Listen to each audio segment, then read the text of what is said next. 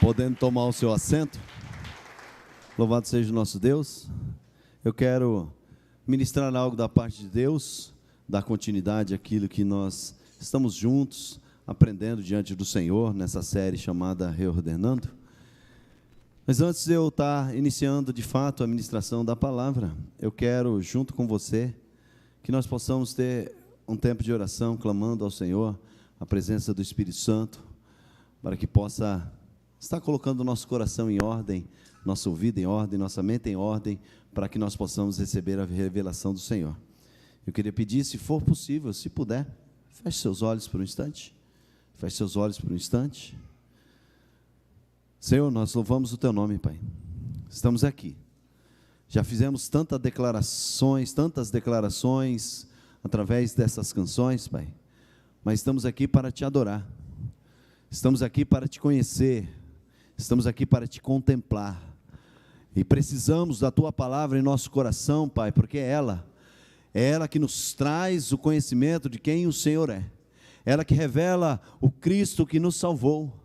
É ela que nos dá a dimensão para que nós possamos ter as palavras certas para poder Te contemplar, para poder Te adorar. É ela que nos posiciona a direção da nossa vida. É ela que gera em nós a vida. Por isso, Pai, eu clamo que o Teu Espírito Santo venha estar sobre nossas vidas, trazendo revelação nos corações das vidas que o Senhor mesmo escolheu para estar aqui nesta noite. Usa a minha vida, Pai. Usa a minha vida, Pai, como canal do Senhor, para falar com as ovelhas que são suas, com o povo que é seu, que o Senhor ama, e que o Senhor repreenda toda distração que possa haver neste lugar. Que o Senhor nos coloque de presença plena, Pai. Tira, Senhor Deus, todo o pensamento do passado. Tira, Senhor Deus, do nosso coração, do nosso pensamento, toda a ansiedade do futuro. Mas nos ajuda a estar completamente neste lugar, recebendo o presente que o Senhor nos deu, que é o agora. E eu sei que agora, neste momento, o Senhor tem algo a tratar conosco, com a Tua igreja. Essa é minha oração, Senhor, no nome de Jesus. Louvado seja Deus. Bom, nós estamos numa reflexão, uma série de reflexão. Hoje nós estamos na terceira palavra que nós estamos ministrando, reordenando, dando ordem ao caos, colocando em ordem todas as coisas da nossa vida, tentando estabelecer ordem, especialmente na nossa vida, em nossos corações. E a gente já falou no primeiro encontro, nós falamos e relembramos um Deus que cria todas as coisas através do seu poder, e aprendemos que o livro de Gênesis não é um livro que tem como proposta nos ensinar como Deus fez o mundo, mas tem proposta de nos impactar de um Deus tão poderoso que cria a partir do nada. Nós vemos que esse Deus, diante do caos, Ele olha todas as coisas, mas Ele não apenas olha, Ele dá uma ordem. Ele não dá apenas uma ordem, Ele vai ao encontro para estabelecer, para fazer. Então é um Deus que observa, é um Deus que declara, e é um Deus que, não só isso, Ele vai ao encontro, Ele age. E a semana passada nós falamos que toda essa ação de Deus, Ele entrega a sua imagem e semelhança ao homem. Quando eu falo homem, eu estou falando a espécie humana, homem e mulher. Ele dá a autoridade e nos coloca como co-criador de tudo isso, e nos chama à ação, mas a ação, ela é precedida de uma observação, de estar atento, de fazer a leitura do que está acontecendo. A ação, ela é precedida de uma declaração: é isso que eu vou fazer, é isso que vai acontecer, e a partir dali, nós temos uma atitude e mudamos cenários. Atitude muda cenários. Você só está aqui porque de alguma forma você teve a atitude. Talvez você olhou, observou, pensou, analisou, colocou no seu coração: eu vou à igreja no domingo. Mas muitos falaram, fizeram tudo isso e não estão aqui. Porque faltou a parte principal, a prática, a ação de agora eu estou fazendo aquilo que eu já observei, aquilo que eu já declarei, agora eu estou fazendo. Então, o princípio da ação é justamente o chamado de Deus para aqueles que nasceram de novo, para aqueles que foram criados por Ele, para dar continuidade à obra dEle. E hoje eu quero falar com vocês, e que eu tenho certeza que eu sei que você vai ter atenção, eu tenho certeza que o Espírito Santo vai realmente nos mover e reordenar os nossos pensamentos, os nossos sentimentos e as nossas atitudes, as nossas ações. O tema que eu quero falar é o princípio do contentamento. E eu começo com essa pergunta, que talvez você consiga ter uma reflexão desde já. Você é satisfeito com aquilo que você tem? Você tem o hábito de contemplar aquilo que são as bênçãos do Senhor, o que o Senhor já tem feito por você? Enfim, se eu for perguntar uma pergunta objetiva, como está a sua vida em relação a contentamento? Você é aquele que, meu Deus, uau, que vida que o Senhor tem me dado. Meu Deus, eu estou de pé. Meu Deus, que família eu tenho. Meu Deus, eu tenho muito mais do que eu mereço, muito mais do que eu sonhei, ou talvez. E é importante apenas a reflexão, gente. Nós não estamos aqui para fazer um julgamento, mas para a gente fazer um entendimento, e a partir do entendimento nós movermos ações, porque a ação só acontece a partir do entendimento. Se eu falo, eu sou contente, talvez eu nunca vou mudar nenhum tipo de ação. Mas talvez você possa ter um reconhecimento: Senhor, eu reconheço, eu estou deixando a vida me levar. Senhor, eu reconheço que eu não consigo mais contemplar a beleza da vida, do que o Senhor tem me dado. Senhor, eu não consigo enxergar mais nada de bom na minha casa, não estou conseguindo enxergar nada de bom mais no meu trabalho, não consigo enxergar nada de bom na igreja, não estou conseguindo. E está tudo bem no sentido de raciocínio, de responsabilidade. Talvez seja a melhor atitude nossa a iniciarmos com esse pensamento. Talvez, se isso for a verdade, Senhor, eu sou esse cara que está precisando de contentamento, que precisa, e eu preciso saber por que eu não sou tão contente, por que eu estou sempre entristecido,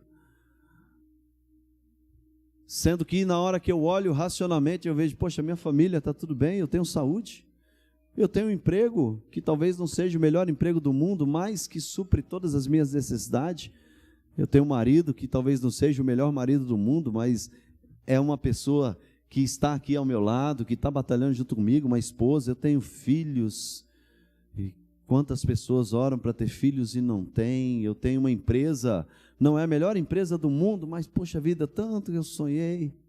Você entende, gente, que o que eu estou querendo colocar para a gente entender é algo que deve fazer parte da nossa rotina. Às vezes, nós oramos tanto por uma coisa, que quando nós conquistamos aquela coisa, nós não conseguimos contemplar, nós não conseguimos valorizar.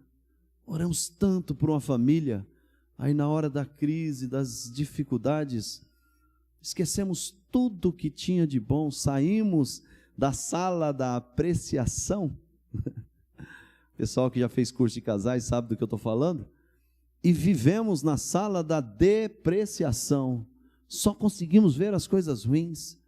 Parece que o adversário coloca uma lupa de que nada está bom, nada está bom, nada está bom. E quando nós olhamos o livro de Gênesis, a marca da criação é um Deus que se importa, que cuida e que a todo momento, a toda a criação, a todo ato, parava, olhava e falava: uau, uau, como isso é bom, Uau! Como a luz é boa! Uau! Como o céu é bom! E muitas vezes, por justamente nós não pararmos, nós perdemos essa ordem na nossa vida e vivemos em desequilíbrio e achamos sempre justificativa.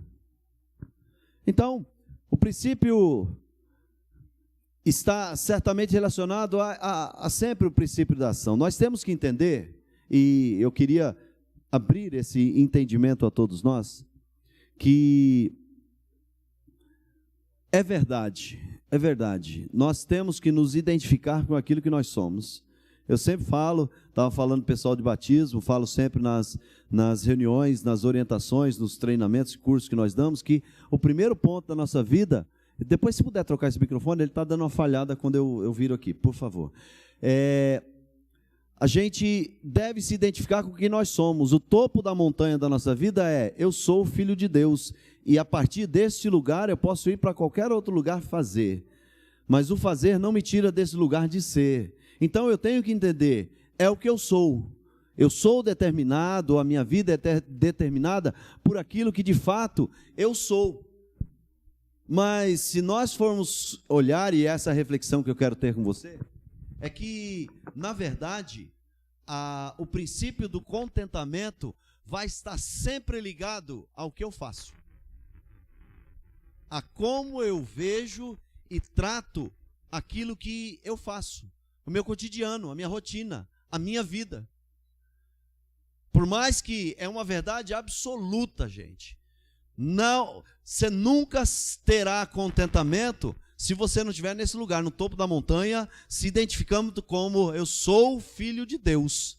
Mas a jornada de contentamento, ela vai ser marcada como nós agimos, como é a nossa ação.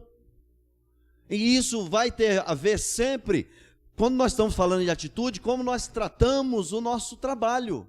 E aí, quando eu estou falando no trabalho, nós sempre remetemos trabalho para um ambiente em busca de um salário. Mas isso é uma cultura ainda muito errada na nossa mente. Trabalho é o lugar onde eu uso os dons e talentos de Deus para produzir algo e, quiçá, olhar os que eu produzo e falar: uau, foi eu que fiz isso aí. Uau, eu que estou realmente fazendo, construindo algo.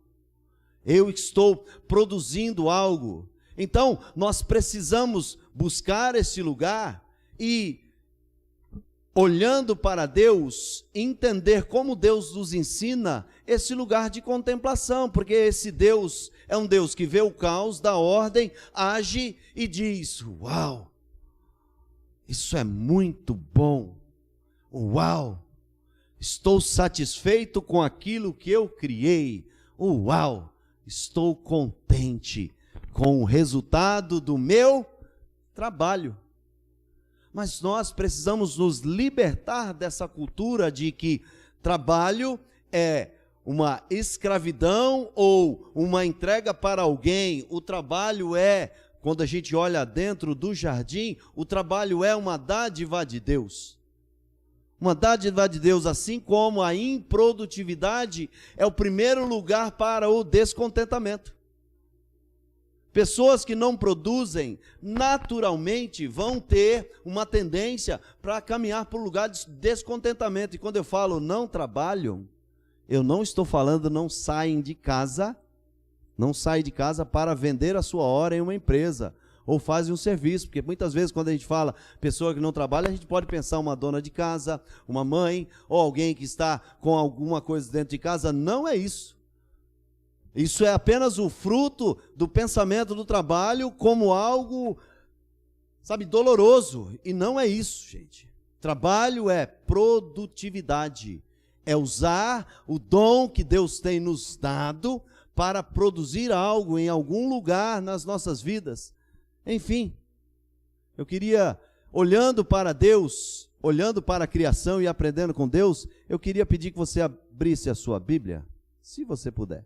Será uma leitura repetitiva, mas é justamente para nós entendermos aquilo que eu estou falando e o princípio que existe aqui. Eu vou falar alguns versículos, e até peço que você abra na sua Bíblia, para que você possa ler comigo. Eu vou ler apenas algumas partes para nós entendermos. Gênesis capítulo de número 1, que é o texto que nós estamos fazendo a nossa reflexão. Gênesis capítulo 1, versículo de número 4, a primeira parte do versículo diz assim, ó: viu Deus que a luz era boa e separou a luz e as trevas. Olha aqui, Deus deu uma ordem, a luz apareceu, o caos foi transformado e Deus olhou a luz e viu que era boa. No versículo de número 10, no final, eu vou ler rápido para a gente andar. E observou Deus que isso era bom. No versículo de número 12, no final, e observou Deus que isso era bom. No versículo de número 18, e observou Deus que isso era bom. Fechei aqui, mas eu vou abrir. No versículo de número 21, o final, e observou Deus que isso era bom. No versículo de número 25, e observou que isso era bom, pela sexta vez. Tudo que Deus faz, olha, preste atenção, é como se tivesse um ritmo, e Deus estivesse nos ensinando um ritmo para o contentamento. Qual o ritmo para o contentamento? Produzir, observar e se alegrar. Produzir, observar, se alegrar e declarar: é bom o que eu faço. Produzir, observar e se alegrar: é bom o que eu faço. Veja, ele não esperou a conclusão da obra para declarar que era bom. A cada passo da sua criação, ele para, observa e declara: isso é bom. Sabe, uma das coisas da nossa vida, que é uma falha que nós temos, é não valorizar microspassos. Nós temos uma dificuldade imensa, eu falo nós, porque essa é uma realidade, gente. Nós temos uma dificuldade de valorizar o que nós fazemos de pequeno e maximizamos, valorizamos demais o que os outros fazem, como se na vida dos outros não tivesse coisas pequenas. Por quê? Porque nós temos a facilidade de olhar o palco dos outros. E nós ficamos só observando os nossos bastidores, o que está por trás. Nunca vai chegar minha vez, nunca vai chegar minha vez. Ei, valoriza o micropasso. Poxa vida, eu era assim, agora é o que eu sou. Poxa, eu tinha esse tipo de comportamento, mas melhorei. Ah, mas tem muito mais a melhorar, mas não é isso. Imagina Deus no primeiro dia, tudo era bom, mas tinha 6 dias. E claro, nós entendemos que o livro de Gênesis, nós temos que tratar de forma literal, porque o Senhor coloca literal, dias, mas essa questão de espaço de tempo, nós vamos olhar que só no 4º dia que o Senhor separa os tempos. Então Deus traz uma figura de linguagem para que nós possamos entender e trazer para a nossa vida, que é o primeiro passo, segundo passo, terceiro passo, e valorizar a cada pequeno passo que nós damos. Seja bem sincero com você mesmo, gente. Nós queremos as coisas prontas para a gente, sabe, bater palma para nós, para a gente falar, uau. E de verdade, gente, de verdade, talvez tem coisas que nós nem vamos conseguir concluir. E aí nós não vamos conseguir viver o contentamento, porque nós não vibramos aquilo que concluímos. Às vezes nós olhamos, colocamos metas absurdas para a nossa vida, sabe, agora colocando até como crente, espelhamos e devemos espelhar em pessoas. Você olha e fala, cara, essa pessoa é uma pessoa de Deus, eu tenho essa pessoa como uma referência de Deus, e aí queremos do dia para a noite se tornar igual àquela pessoa, e não valorizamos, e não olhamos o quanto de passo essa pessoa deu para chegar onde está, e não valorizamos os nossos pequenos passos. Poxa vida, eu era morto, agora estou vivo, cara. Isso já seria a coisa mais importante para falar: uau, não mereço nada, o Senhor me encontrou. Uau, não é o uau da vaidade, você entende? Ah, quem eu sou agora? Eu sou um baterista.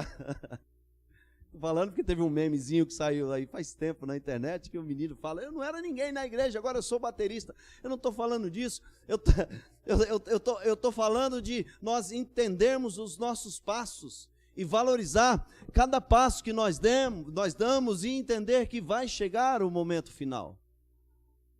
Ah, mas Deus, em cada passo que Ele dava, em cada passo da construção que o Senhor fazia, o Senhor falava: é muito bom, é muito bom, ou é bom, é bom, é bom. Mas no sétimo dia, ainda ensinando, isso nós vamos falar semana que vem sobre isso, no sétimo dia, no sexto dia, na realidade, após terminar a criação, Ele olha para toda a criação, depois da criação do homem, e fala: uau, é muito bom aquilo que eu fiz. E vai descansar. Então existe um ritmo. Passo pequeno, contemplação, passo pequeno, contemplação e descanso. Você precisa descansar. Nós precisamos colocar as coisas no lugar certo. Então nós precisamos observar por que talvez nós não estamos conseguindo ter uma vida de contentamento. O apóstolo Paulo, ele nos ensina sobre contentamento na sua carta aos Filipenses. Ele fala que o contentamento ele pode ser aprendido, né? Pode ser aprendido. Eu aprendi a viver na escassez, eu aprendi a viver na abundância. E aí depois ele fala: eu posso todas as coisas naquele que me fortalece. Aprendi a estar contente, aprendi a ter contentamento mesmo que as coisas não estão bem. É como se ele falasse: eu aprendi mesmo quando as coisas não estão bem, adiante dessas coisas olhar e falar: tem algo de bom nisso aqui. Opa, tem algo de bom nisso aqui. E de verdade, olha aqui para mim, gente, de verdade, por mais que pareça o caos, se nós formos olhar com a ótica do céu, nós vamos encontrar algo para falar: estou de pé, estou respirando, não é o fim. Eu vou para o próximo passo, mas eu vou contemplar o que existe de belo nessa situação, o que existe de belo na minha vida. Então eu coloquei aqui três fases que nós precisamos colocar no nosso coração, que pode representar o nosso contentamento. 3 coisas que o Senhor nos ensina, e que é o fazer, o que eu realizo, e normalmente o que realizo tem a ver com algo ou com alguém, é para alguém, e nós precisamos ter esse entendimento. Nunca terei satisfeito se o alvo da minha realização seja somente eu. A alegria da realização, o prazer da realização está em fazer para alguém, em entregar algo de mim para alguém. É só você fazer uma reflexão na sua vida. Cara, quando você faz algo para alguém, cheio de boa vontade e de amor, você fala: uau, eu consegui ajudar essa pessoa. Uau, a minha vida tem sentido. Você encontra sentido na vida quando você percebe que a sua vida faz sentido para alguém. Faz sentido para vocês? Vocês conseguem entender dessa forma e perceber que isso é uma realidade que o Senhor nos ensina? Então é o fazer, mas não é só o fazer. O Senhor nos ensina o fazer com excelência. Não é fazer de qualquer jeito. Não é se livrar da tarefa. Sabe, tem que fazer, vou fazer. É minha obrigação. É fazer com excelência. E isso pode mudar completamente o nosso nível de contentamento quando nós entendermos isso. E por fim, nosso nível de contentamento vai realmente ser estabelecido quando nós soubermos lidar com os limites. Existem limites. Eu tenho um limite do meu fazer. E muitas vezes nós não queremos reconhecer os nossos limites. Então, nós precisamos entender isso. E primeiro, então, quero falar sobre o contentamento no fazer, no realizar. E como eu falei, o sentimento de insatisfação daqueles que não produzem sempre será realmente o descontentamento. Cara, por mais que tenha aquela ideia do vida boa, não preciso fazer nada, esse lugar vai nos colocar no lugar de realmente de descontentamento. É triste, mas é uma realidade, você vê pessoas que se aposentam. Eu tenho como exemplo, o meu pai sempre foi muito produtivo. Sempre foi muito produtivo e uma pessoa assim, de uma vitalidade enorme. Quando ele começou o pensamento dele de parar, quando ele tinha uma loja em Macatuba, e que eu falava para ele, pai, está na hora, está se tornando arriscado, as coisas não estão bem, e ele sabia que eu tinha razão naquilo que eu estava falando, só que ele não sabia lidar com a improdutividade. Sabe o que aconteceu com meu pai? Ele infartou. Ele teve um infarte, depois que a gente conversando, ele falou para mim, filho, meu infarte foi porque eu não parava de pensar o que eu ia fazer em casa. A improdutividade. Às vezes nós ficamos a vida inteira pensando no dia que você vai parar de trabalhar, mas esse lugar é um lugar terrível. Nós precisamos, ainda que um dia nós temos que parar de trabalhar no modelo que o sistema nos coloca, nós precisamos pensar em continuar sendo produtivos. Eu li, não sei quando, faz tempo que eu li isso, que muitas pessoas param de viver muitos anos antes de morrer. E sabe o que é isso? Quando para de produzir. E eu não estou falando que você é o que você produz, gente. Entenda, e eu preciso que isso fique muito ratificado. Você não é o que você produz, mas a sua satisfação, ela estará sempre ligada em fazer algo. E produzir é amar alguém, é se doar para alguém, é um vô que cuida do neto, que está ali perto das pessoas, é você entregar a sua experiência aos mais novos. Nós temos aqui pastor Reliquias, 84 anos, está aqui com a gente. Teoricamente, cara, tá tranquilo, agora é só sentar e esperar a morte chegar. Não, não, porque ele escolheu não. Ele é completamente produtivo, dificilmente ele não está em uma ação, em algo que nós fazemos aqui na igreja, dificilmente. Por quê? Porque ele quer ser produtivo, ele entende que a vida dele só vai acabar quando ele parar de fazer. E ele escolhe não. Quem está me entendendo? Diga, eu estou entendendo. Então, o contentamento é o resultado do senso de propósito em benefício de alguém. Sem propósito, somos apenas operadores insignificantes. E, gente, de verdade, a maioria de nós não refletimos sobre isso. Você entra dentro de uma empresa para trabalhar, você normalmente não pergunta, às vezes nem é apresentado o que aquela empresa faz, qual é a grande missão daquela empresa. Nós entramos em ambientes e muitas vezes somos apenas um que aperta um parafuso. E no primeiro dia você aperta o parafuso com alegria. Sabe, porque, uau, eu queria um emprego e agora eu tenho um emprego.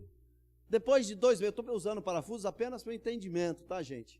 Um parafuso, um técnico de enfermagem, ou uma pessoa que mexe com o computador. Cara, primeiro, uau, passou 5, 10 anos. No primeiro ano, o que você faz? Cara, eu arrumei emprego, eu aperto o parafuso, é tão bacana o que eu faço. Passou-se 3 meses, o que você faz? Cara, eu aperto o parafuso, mas eu preciso do emprego, né? Passou 5 meses, o que você faz? Cara, estou procurando emprego, o negócio é ruim. Por quê? Porque não tem senso de propósito, não entende o significado daquilo que ele faz. Pessoas na igreja chegam cheio de fogo, uau, Deus é bom, uau, Deus me encontrou, uau, Deus é maravilhoso, e continua a vida e não entende o senso de propósito do que nós somos em Cristo e a missão da igreja. Aí se perdem em o fazer, começa a apertar um parafuso, e alguns se gabam, eu sou o apertador de parafuso da igreja. E ao longo da jornada, a única coisa que faz é apertar parafuso. E agora, entendo, apertar parafuso, eu estou falando, é pregar a palavra de Deus. Isso aqui é um parafuso, se eu olhar apenas pelo que é. Isso vai ficar enfadonho, eu vou cansar disso. Mas quando eu tenho um senso de propósito, eu sei que eu sou um agente do reino de Deus. Que eu estou dentro de uma missão que é a maior missão do mundo, fazer discípulos para Jesus. Gente, isso muda tudo, completamente a minha vida. Muda tudo o meu sentimento em fazer o que eu faço. Por quê? Porque não tem a ver com pregar, não tem a ver com microfone, não tem a ver com parafuso, tem a ver com um chamado e um propósito muito maior para a minha vida. Se nós entendermos isso, gente. Se a igreja começar a entender a missão e o propósito que o Senhor dá a nós como igreja, a autoridade que Ele nos dá, o privilégio dEle nos escolher, nós faríamos tão diferente, gente, o que nós fazemos. Seria tão diferente atender os chamados. Seria tão diferente, nós olharíamos quando um líder, quando alguém chama, gente, vamos fazer isso, vamos fazer um tempo de oração, vamos fazer um tempo de consagração, seria diferente, porque não tem a ver mais com o sacrifício de estar aqui meia-noite. Eu quero estar dentro desse propósito, e é esse propósito que eu vou viver. Eu não sou apenas um apertador de parafuso. Não, no dia da minha escala eu vou, no dia que não tem sentido. Perdeu o sentido. Perdemos o sentido, igreja. Perdemos o sentido. Se o meu microfone determinar quem eu sou, eu perdi o sentido de propósito. E a maioria das pessoas estão ainda presas a isso. Porque nós não temos o entendimento do propósito. Nós precisamos sair das execuções de tarefa que nos coloca apenas a responder o que eu faço e como eu faço, para ter o entendimento no nosso coração do porquê eu faço. Não tem a ver com o que eu faço, gente. Não tem a ver com como eu faço. Tem a ver por que eu faço. E em todo lugar, eu estou falando na igreja, mas na sua vida profissional vai ser determinante. Grandes empresas crescem porque elas entendem que tem que passar para os seus colaboradores muito mais do que ele faz. Ele tem que entender para que ele faz. Ele tem que entender o propósito. Eu não sei se você já viu, você deve ter visto. Aquela propaganda, eu não sei se eu vou conseguir falar direitinho, mas acho que vocês vão entender. E passa uma pessoa, e aí pergunta, o que você faz? Ele faz aquele discurso. Eu falo um monte de coisa, você fica impressionado com o que ele está falando. Daqui a pouco você percebe que ele é apenas um agente de trânsito que faz uma multa. Mas ele fala todo o propósito que está por trás, tanto que impressiona a todos. Se nós como igreja nos identificarmos como, eu sou um agente do Rei dos Reis. Eu sirvo o dono deste mundo. Aquele que tem todo o poder, aquele que nenhuma riqueza desse mundo se compara àquilo que ele tem. Eu sirvo a ele. Eu tenho uma missão dada a ele, exclusivamente a mim. E se eu não fizer, outro não vai fazer no meu lugar. Se nós entendêssemos isso, gente. Se nós entendêssemos que Deus nos coloca no lugar, Ele nos chama com um propósito, nos treina na nossa jornada. Muitas vezes esse treinamento é o lugar de sofrimento, é o lugar de dor, é tristeza, são marcas profundas, mas o Senhor treina para te colocar num lugar que ninguém pode chegar nesse lugar, porque é para você. E aí muitas vezes nós só pensamos, eu sou menorzinho da casa de Jacó, ninguém nem me vê, se nós começássemos a tratar dessa forma olhando para o propósito, sabe, é o exemplo de, quem é mãe aqui? Quem é mãe aqui? As mães. Mãe sabe que eu vou falar. Carregar um filho 9 meses no bucho, não é fácil. Sofrer a dor de um parto, não é fácil. Passar dias e noites acordado porque precisa cuidar daquela criança, gente, não é fácil. Mas por quê? Por que que normalmente nós vemos a maioria das mães alegres? E, cara, muito mais do que isso, existe um propósito de vida que o Senhor me deu. Eu sou mãe, eu estou cuidando de um bem precioso do Senhor, e isso não me dá nenhum enfado. Eu não consigo lembrar de verdade, gente. Eu tenho lembranças, mas eu não tenho nem lembrança com dor, e eu sei que eu passei muitas noites em claros por causa dos meus filhos, mas, gente, eu não tenho um trauma por causa disso. Eu queria ter mais uns 10 filhos, e a coisa mais maravilhosa, porque é senso de propósito, gente. O propósito, cara, que propósito maravilhoso que é esse na vida, gente. Ser pai, ser mãe. Mas nós estamos falando justamente por causa disso, propósito. Mas quando perde o propósito? Pô, esse filho só dá trabalho. Perdemos o propósito da sociedade com o filho. Filho custa caro. A pior mentira que o diabo já inventou. Pior mentira que o diabo já inventou. Filho custa caro. Tem que pensar bem. Tem um e olhe lá. É melhor, se possível, for nenhum. Cara, isso é uma mentira do diabo, gente. Tão grande que está sendo colocado. Estamos perdendo o maior propósito da vida. Gerar uma vida. Cuidar de uma vida que pertence ao Senhor. Pessoas com propósito, gente, ela sempre vai deixar um legado para a vida. Pessoas sem propósito serão esquecidas pela vida rapidamente. Busque propósito, gente. Busque realmente contentamento nas coisas mais pequenas. Busque, que você certamente vai ver contente em quem você é. Mas ache propósito. Para de viver no automático. Coloque no modo propósito da sua vida. Segundo ponto que eu quero dividir com você, o contentamento está quando nós entendemos que tudo que devemos fazer com excelência. Excelência, pastor, mas não é fácil. Quem disse que é fácil? Mas sabe, olha aqui para mim, sabe qual é o nosso problema com excelência? Nós tratamos excelência como se fosse perfeição. E nós não estamos falando de perfeição.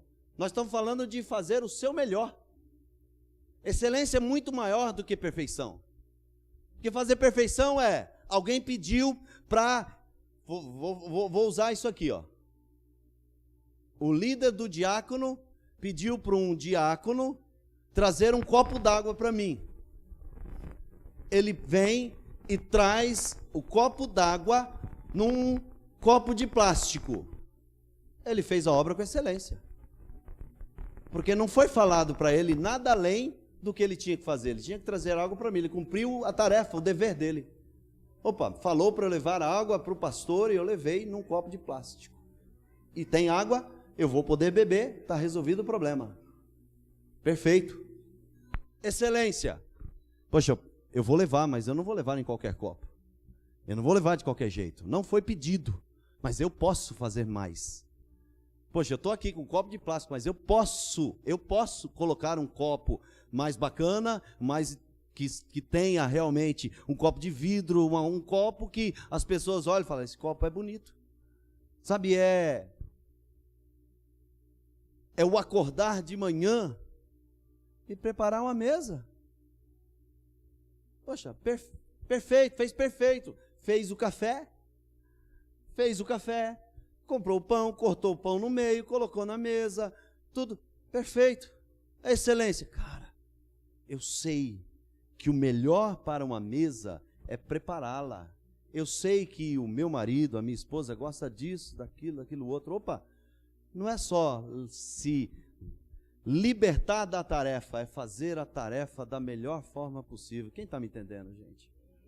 E é nas mínimas coisas, gente, nas coisas pequenas, porque o resultado da nossa vida é nas coisas pequenas. E muitas vezes nós não temos contentamento porque nós não damos essa atenção. Nós não damos essa atenção. Nós, Família Presença Plena, temos e lutamos para que tudo que nós fizermos, a gente faça com a melhor excelência possível. Mas não exigimos perfeição. Eu jamais vou pedir algo que alguém não possa fazer. E quando eu peço para uma pessoa fazer, eu sei o limite que ela tem para fazer o que vai fazer. Mas nós não aceitamos fazer de qualquer jeito. Ah, não, Deus aceita. Não, opa, peraí. Não. É para Deus mesmo? Opa, peraí, cara, você não está entendendo. É para Deus mesmo, eu faço o meu melhor com o melhor que eu tenho. Com tudo que eu tenho. Ah, pastor, mas esse pensamento de excelência faz com que tire a oportunidade das pessoas, porque a pessoa gosta de cantar, e tem que dar uma oportunidade para cantar. Ei, não. Mas o princípio da excelência é o chamado que você tem. Você não pode se meter naquilo que você não é chamado. Você não foi chamado para cantar, cante para você. E está tudo bem. Se a excelência é fazer o melhor com o melhor que nós temos.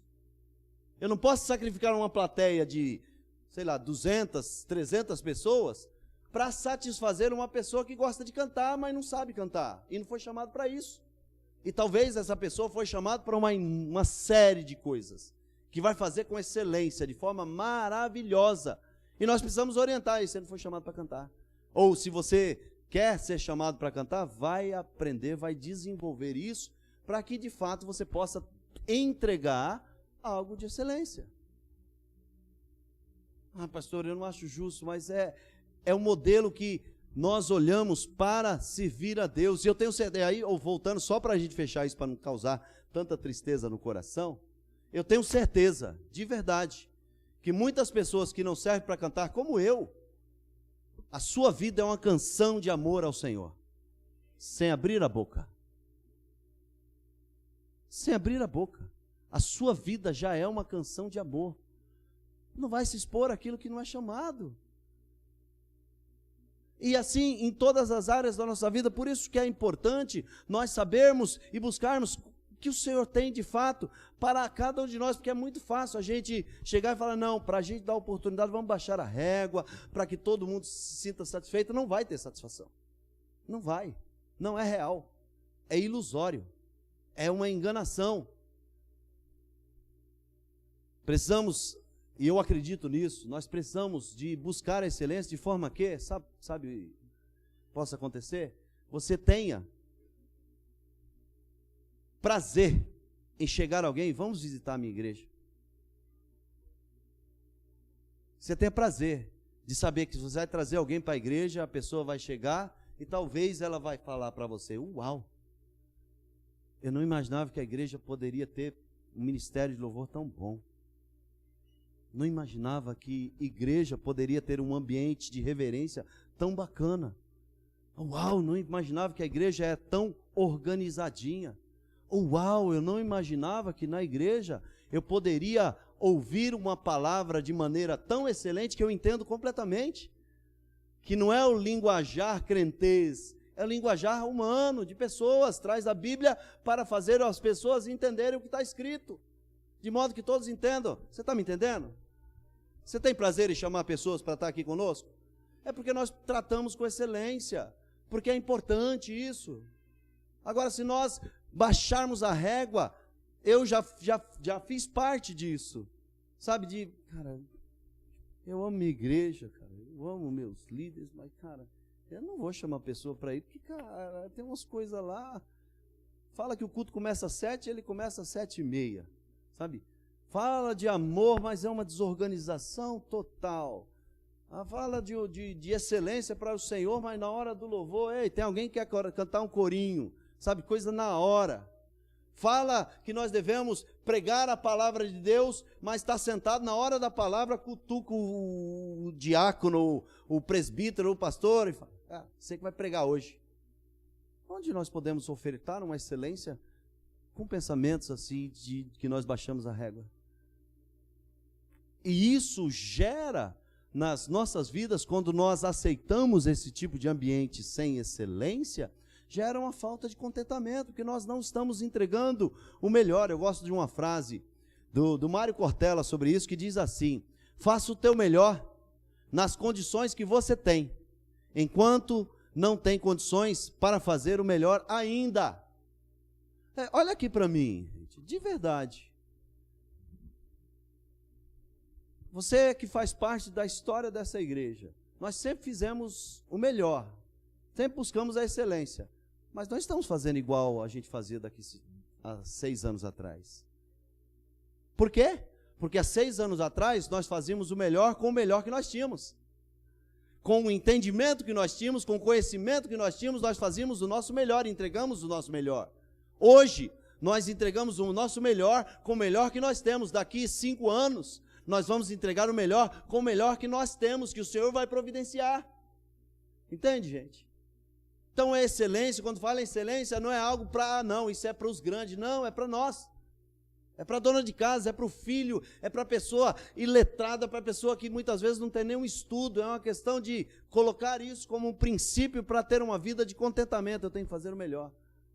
Eu tenho uma frase comigo, que é: se é para fazer, eu tenho que buscar fazer o meu melhor. Porque eu não tenho esse princípio, sabe, da excelência enraigado no meu coração. Eu não tenho isso. Eu tenho isso no sentido de entendimento que eu tenho que fazer. Eu não fui instruído pela vida para uma vida de excelência. Eu já sou casado com uma pessoa que tem isso enraigado. Enraigado, tudo. Meu Deus do céu, que mulher chata. Não, isso é legal, Rosângela, pelo amor de Deus. Isso é legal. Não, mas tudo, mas tem que fazer isso, tem que fazer isso, tem que detalhe. Por quê? Porque se é para fazer, vamos fazer o melhor. Vamos entregar o melhor. Vamos fazer o melhor. E aí a gente vai aprendendo. E nós precisamos ir para esse lugar de buscar ter uma entrega realmente com excelência. Enfim. E a excelência requer de nós 3 coisas que é importante nós pensarmos. E a gente observar. Primeiro, a identificação do que eu sou bom. De qual é o meu talento, qual é que eu tenho de habilidade. Muitos de nós vivemos frustrados, porque queremos fazer aquilo que nós achamos que é bom. Quantos pastores estão frustrados, gente? Porque colocaram o coração no ministério e o chamado talvez não seja. Quantas pessoas entram em ministérios, sabe, ministérios diversos. Vamos colocar um exemplo, ministério diaconato, a gente vê a pessoa que tem, poxa, parece que está servindo bem, e aí você coloca lá e a pessoa não tem esse chamado de, cara, eu estou pronto para lavar os pés dos meus irmãos. Eu não vou ser aquela pessoa que vou ficar criticando tudo que vai acontecer, eu estou aqui para servir com excelência e melhorar, uma melhoria contínua o tempo todo. Estou aqui para servir. Mas muitas vezes nós nos perdemos nisso, e aí continuamos que afinal, pô, Deus me deu. E muitas vezes não é só uma decisão. Ei, não é o meu lugar, cara. Eu preciso me encontrar no lugar onde os meus dons e talentos se movem naturalmente, as minhas habilidades se movem. Eu quando comecei o meu ministério, a minha vida com Deus, gente, eu joguei em toda posição dentro da igreja. Toda posição, inclusive no louvor, né, Luiz? Não fala nada não, tá, Luiz? Não fala nada não. Mas eu tenho certeza, eu falo isso com o coração limpo. Quando eu fui do ministério de louvor, eu fui a melhor pessoa que eu poderia ser no ministério de louvor. Desafinado. Com uma série de limites. Mas eu fui a melhor versão que eu poderia ser naquele momento. Entende? Eu estou aqui, eu vou fazer o meu melhor. Fiz curso, fui aprender, tentar melhorar. Por quê? Porque é um lugar onde Deus me colocou naquele momento, até eu percebi, cara, não é isso. Poxa, eu posso servir de outra forma, de uma forma que vai ser muito mais tranquila para o meu coração, que eu vou me sentir mais identificado. Então precisa realmente dessa identificação, mas essa identificação precisa de determinar, para que eu alcance o resultado, uma disciplina. Eu preciso de um lugar de disciplina, para que eu possa moldar aquilo que eu estou fazendo. E a verdade da vida é, gente, as coisas multiplicam, mudam muito rápido. Vou colocar o exemplo novamente do Ministério de Louvor. Cara, tem pessoas que para 20 anos atrás seriam ótima pessoa para o Ministério de Louvor. Arranhava 3 notas, tocava e era o que tem. Era o que tem. E fazia o seu melhor. Mas passou-se 20 anos, a pessoa continuou arranhando. Lá, si, ré, lá, si, ré. E aí não dá mais. Por quê? Porque não houve o processo realmente da disciplina para que haja o progresso. Todo todo dom e talento precisa de um processo para que ele alcance realmente um progresso, para que desenvolva aquilo que Deus já nos deu. Mas muitas vezes nós queremos, sabe? Eu vou na oração, vou no profeta, para que ele ore, para que desenvolva de uma vez por todas o que eu sou, o que eu tenho. Não vai ter, gente, é processo. É processo para que a gente possa realmente alcançar um progresso, uma evolução. Em terceiro lugar, o foco. Foco para que eu possa tomar decisões, como eu falei. Eu, quando começo o ministério, eu começo jogando em todas as posições. Vai ser líder de jovens, aí. Amém. Vai ser líder de homens, jeito. Amém. Vai lavar a igreja? Vá. Amém. Vai fazer isso? Amém. Vai ser líder. Tô dentro. Tô dentro. Eu quero fazer o meu melhor. Vai chegando um momento que você precisa tomar uma decisão. Porque, cara, está progredindo a coisa. Eu estou vendo que o progresso está caminhando para esse lado, eu preciso tomar uma decisão, e nós precisamos desse lugar, sabe, do lugar de, vai chegar um momento que eu tenho que olhar e falar, é isso, eu não estou dispensando, eu não estou abrindo mão no sentido de ir abandonando, mas eu estou seguindo o que o Senhor tem me chamado. Um exemplo disso, gente, não sei se você assistiu, se não assistiu, anote para você assistir, talvez você já tenha assistido, aquele filme Mãos Talentosas. Mãos Talentosas. A história de Ben Carson. Ele era um menino, cheio de talento, mas que não conseguia tirar boas notas, que não conseguia se relacionar na escola, mas que tinha um propósito de vida. Mas que um dia a sua mãe, quando todos simplesmente o rejeitavam, a sua mãe, vendo o talento que ele tem, fala, filho, vamos junto, vamos focar nisso daqui, vamos focar nisso aqui. E muitas vezes na nossa vida nós temos que tomar decisão, jovem que está na escola, cara, essa matéria eu tenho que tirar 7 para passar, e está tudo bem, porque eu nunca usarei isso na minha vida, mas eu vou fazer o meu melhor dentro daquilo que é possível. Mas tem coisas que você vai focar, isso aqui é o meu, eu vou ser especialista nisso, eu vou focar, eu vou observar, eu vou crescer nessa área.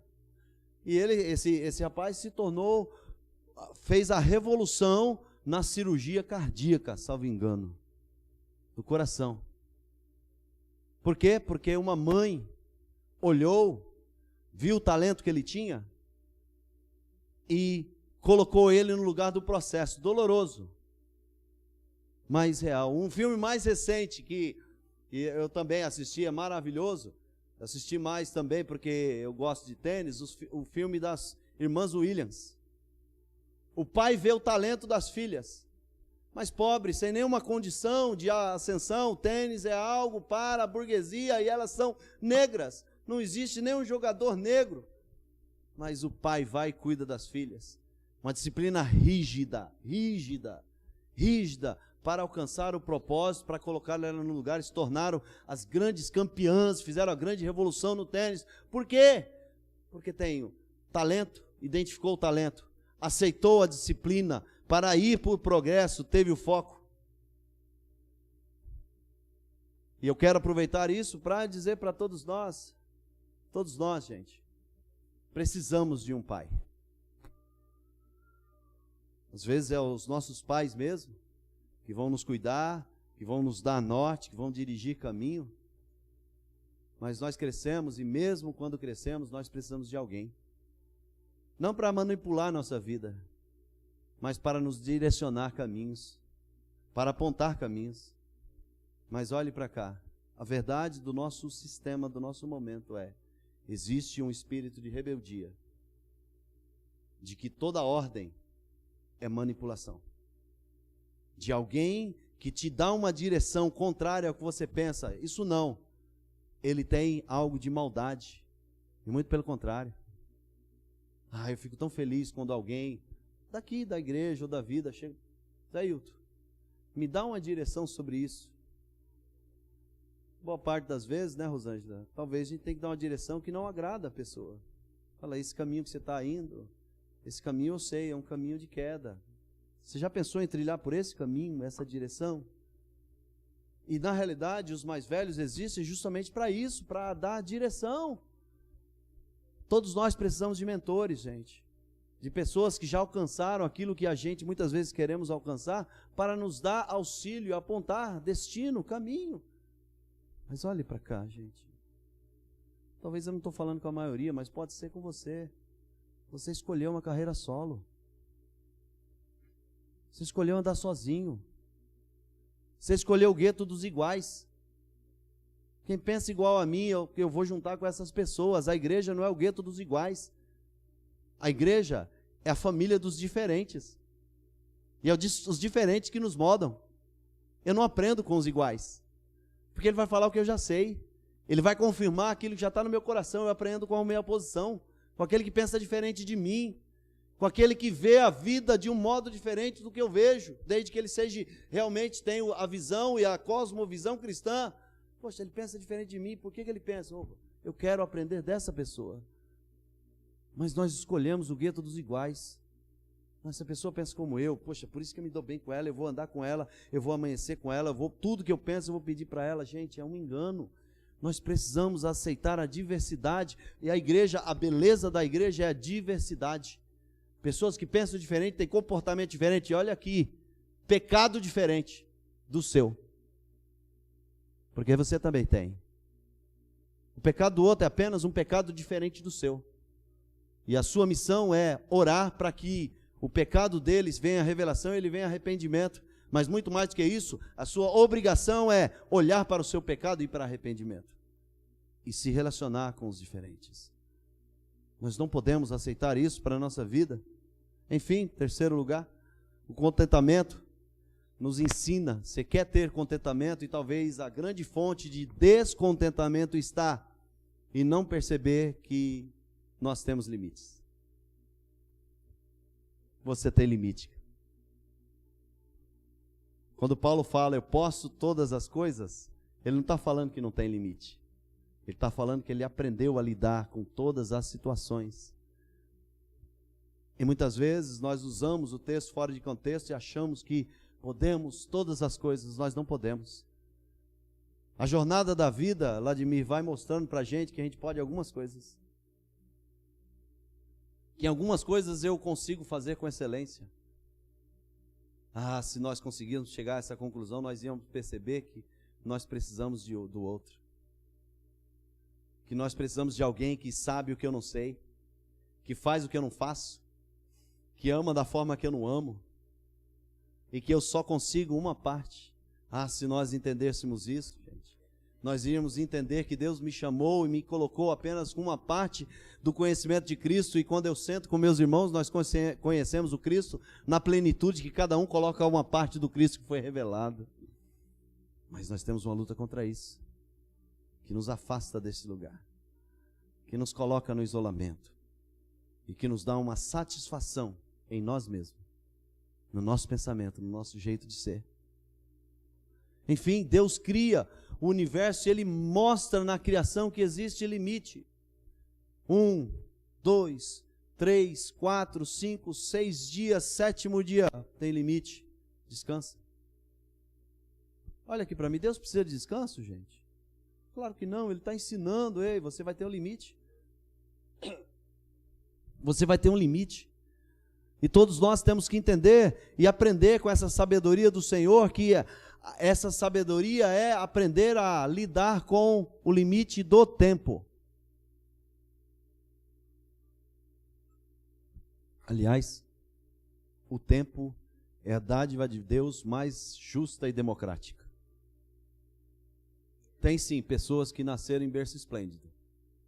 Tem sim pessoas que nasceram em berço de ouro, que você olha e fala, puxa vida, essa pessoa tem tudo. Tem tudo que quiser, não falta nada. Mas não existe uma pessoa que tem um dia de 25 horas. Uma. Não tem uma pessoa. Não existe uma pessoa que um minuto não dure 60 segundos. Todos temos a mesma coisa, o mesmo tempo. Talvez a gente possa olhar e falar, eu não sei como essa pessoa faz tudo que ela faz num dia, numa semana. Muitas vezes nós temos isso, né? Como essa pessoa consegue?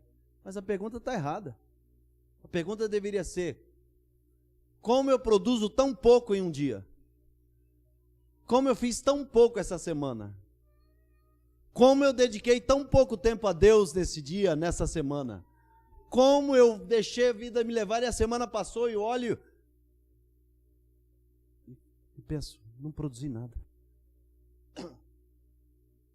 Como eu passei tanto tempo navegando, olhando a internet, passando o dedo, passando o tempo, como eu consegui ficar 3 horas preso nisso daqui e nem percebi? Nossa pergunta é, o que nós estamos fazendo com o tempo? O que nós estamos fazendo com esse bem precioso? Como nós estamos lidando com aquilo que é precioso para nós? Como eu lido com aquilo que eu amo? Eu estou dedicando tempo àquilo que eu amo, àquilo que é importante para mim. As pessoas que fazem parte da minha vida, elas percebem que eu me preocupo e eu dedico tempo. Enfim, parte do contentamento é justamente isso, porque nós não sabemos os nossos limites. E quer uma reflexão sobre nossos limites? Uma coisa que nós fazemos, assim como, sabe aquelas pessoas que promete e não entrega? Tipo, prestadores de serviço. Pô, estou precisando desse serviço, você faz para mim? Quanto tempo você faz? Que dia que você começa? Passa o orçamento? Não, se você me pagar isso tanto que eu estou colocando aí no orçamento, cara, em 7 dias eu te entrego, começa amanhã.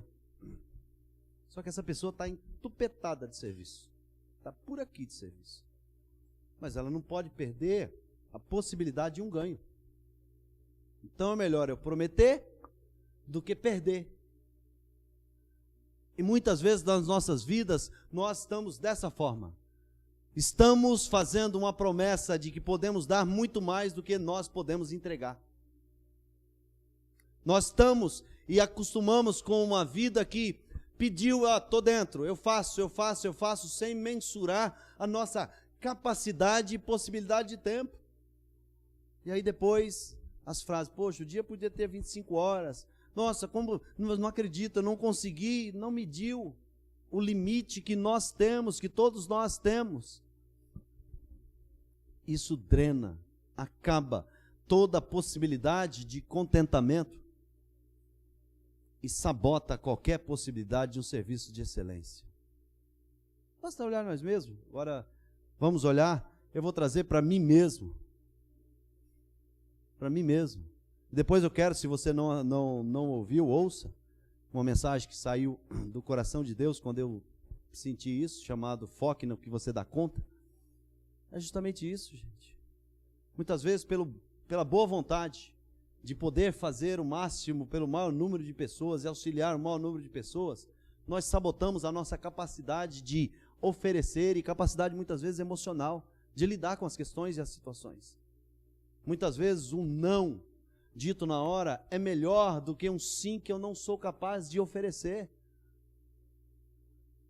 E muitas vezes nós queremos dizer sim para tudo. Eu posso, e aí sabota a nossa capacidade de contentamento. Eu não sei você, de verdade, eu amo isso que eu faço, eu tenho plena convicção que eu sou chamado para isso. E quando eu falo isso, embora eu esteja aqui, eu não estou falando púlpito, eu estou falando chamar para pregar o evangelho, para anunciar o evangelho, para cuidar de vidas. Eu amo isso. Mas quantas vezes na minha vida eu fiz sem contentamento? Por quê? Porque eu sabotei meu tempo e a corrida estava muito grande. Não dá tempo de eu parar, contemplar e falar, uau! Porque você termina uma coisa já pensando na próxima outra que você vai fazer. Cara, nossa, é muita coisa, gente. Oh, graças a Deus me livrei disso, agora eu vou para o próximo. Eu estou falando de mim, não estou falando de ninguém, mas se servir para você, absorve aí. Sabe, terminou, opa, eu tenho um próximo projeto. E aí o que acontece, gente? Eu saboto a possibilidade de excelência. Eu estou falando isso, gente, com o coração dolorido. Experiência de alguém que passou por isso, eu posso dizer hoje. Eu queria, nessa ministração, trazer alguns slides para que eu possa trazer um visual para trazer excelência, de preocupação, de amor que eu tenho por vocês. E sabe por quê? Porque eu estava com a agenda tão cheia, com tanta coisa para eu fazer, eu não consegui fazer um slide para estar aqui hoje. E isso drena o meu contentamento. Tira, poxa vida, por mais que a mensagem possa ser, eu tenho certeza que vem do céu, traz um sentimento, podia ser melhor. Eu podia entregar mais. Porque isso é excelência, você saber, eu podia entregar mais. Mas muitas vezes nós pegamos aqui, queremos ser o herói dali, queremos ajudar ali, queremos fazer ali, daqui a pouco nós não perdemos aquilo que tem maior valor na nossa vida, por conta do pensamento. Quem nunca? Por conta de um monte de coisas, um monte de afazeres, um monte de coisas que nós pegamos, perdeu a presença plena com a família. Quando nós perdemos isso, nós perdemos a excelência daquilo que tem de melhor, gente. Salmo 128 diz que a felicidade do homem está em sentar à mesa e contemplar a sua mulher e seus filhos. Quantos de nós não conseguem mais fazer isso? Não consegue porque tem tanta coisa, e mesmo que sente, está pensando em outra coisa. Está com o coração no próximo trabalho, no que tem para fazer. E não consegue contemplar o belo, o que tem de mais valor. Quantas pessoas, por não dar valor e não entender que existe um limite de tempo, gasta a vida. Preste atenção nisso. Gasta a vida ganhando o mundo, e vai viver a eternidade perdendo a vida, porque não entendeu que até a minha vida aqui, ela é passageira e vai chegar um tempo, vai chegar um momento que eu e você vamos fechar os nossos olhos e vamos passar para a eternidade. E o que vai ficar para a eternidade? A minha escolha que eu fiz nesse tempo. E essa escolha é determinada se um dia, talvez num culto como esse, num dia como esse, ouvindo uma palavra dessa, eu decidi, eu tenho que entregar minha vida para Jesus. Se eu não entregar minha vida para Jesus, meu tempo pode encerrar, eu vou passar a eternidade no inferno. Pastor, mas eu gosto de Jesus, é que eu acho muito difícil ser crente.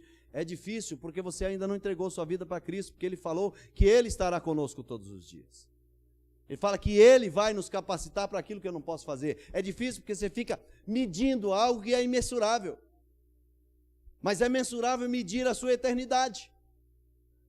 Você pode medir, está aqui diante de você, nesse momento. Onde você vai passar a eternidade. Isso é mensurável. Só existe dois caminhos. Uma matemática simples. Entregou a vida para Cristo, eternidade com Ele. Não entregou a vida por Cristo, morte eterna. Simples assim, nada além disso. Mas nós temos dificuldade de lidar com o tempo. E às vezes vamos passar a vida inteira correndo atrás das coisas desse mundo. Que adianta o homem ganhar o mundo inteiro e perder a sua alma? Marcos 8,36. Precisamos aprender a dedicar tempo de qualidade com a nossa família, com os nossos filhos. Sabe, olha aqui para mim, gente. Aproveitando o tempo que nós temos aqui, essa realidade que nós vivemos hoje, o tempo que você passa, eu vou falar mais com os homens de Deus. O tempo que você passa dando qualidade para sua mulher e os seus filhos, é a economia que você vai fazer no terapeuta, no psicólogo. Porque a boa parte das nossas doenças emocionais é a falta de uma mesa para olhar nos olhos, é a falta de alguém falando, eu te amo. É porque o pai foi ausente, cuidando do mundo inteiro, mas perdendo o mais precioso porque não está olhando. Aí depois aquela sensação de tristeza. Poxa, não sei porque eu não sou feliz, porque você não olhou para aquilo que verdadeiramente importa, daquilo que é primícia, que deve estar no primeiro lugar. Estamos ocupados demais. E pessoas ocupadas demais não têm tempo para cuidar da vida. Pessoas ocupadas demais não cuidam da vida. Nós precisamos nos libertar dessa escravidão e ir para um lugar realmente onde nós possamos ter satisfação e contemplação, talvez se satisfazer com o pouco. Ministério de Louvor, por favor, vem aqui, eu quero terminar essa conclusão com vocês.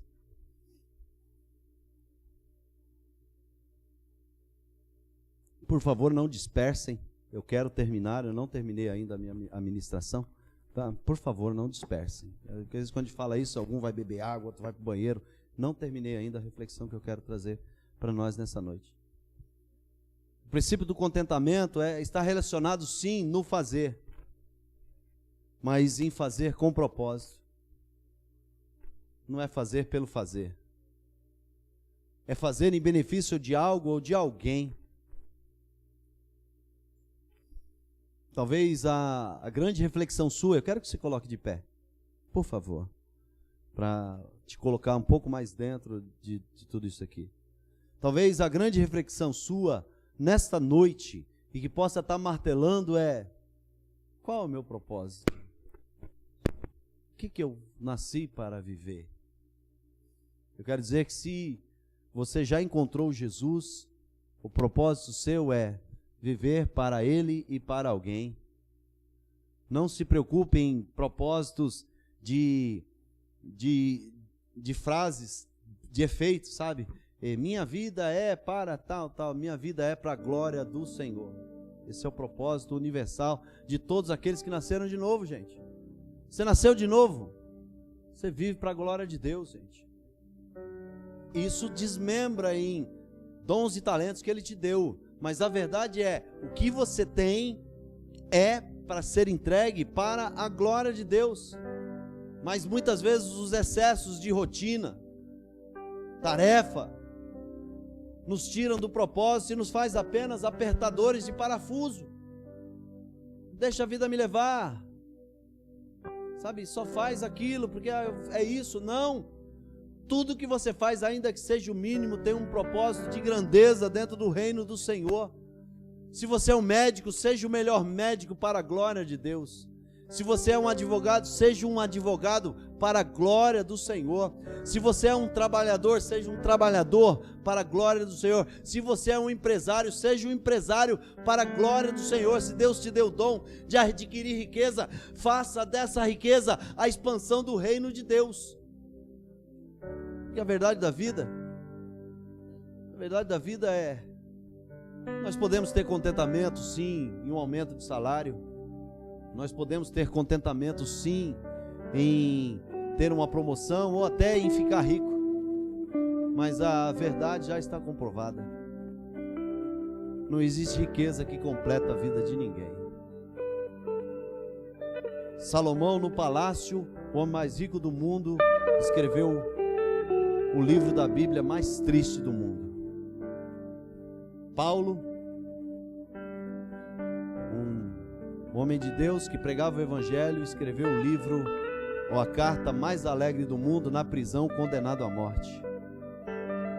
Eu sei, sim, talvez melhora, mas não vai haver contentamento, nunca vai estar de se eu fizer, se acontecer, não vai ser. Então busque uma vida com propósito. Talvez a sua reflexão hoje seja: eu preciso saber o que eu faço bem e eu preciso focar nisso. Talvez você está tentando agradar a todo mundo, jogar em todas as posições, você bate o escanteio, cabeceia, corre, e no fundo, o que sai de você é: não estou conseguindo, porque você não aguenta mais olhar e fazer tudo, querer agradar todo mundo. Foca naquilo que você dá conta. Ore para que o Senhor revele aquilo que você tem que focar. Mas tem uma coisa que eu diria que não é o talvez, eu falo, é certamente é impossível para mim e para você ter contentamento se na sua vida ainda houver um vazio que só Deus pode preencher por intermédio de Jesus Cristo. Você nunca vai ter contentamento se a paz do Senhor não inundar o seu coração. E isso tem uma decisão da vida: entregar todo o controle da sua vida ao Senhor. E se talvez você está aqui e nunca entregou a sua vida para Jesus, declarando que Ele é seu Senhor e Salvador, talvez você é chamado nesta noite para fazer essa declaração, a se colocar nesse lugar, preencher esse vazio e a partir desse preenchimento, saber o que você tem que fazer. Nós vamos cantar uma canção, e nessa canção eu gostaria que você fizesse essa reflexão. Reflita, ache o propósito, ache o foco, e talvez, se você não entregou, ache a vida aqui neste lugar, ganhe a vida neste lugar. Feche seus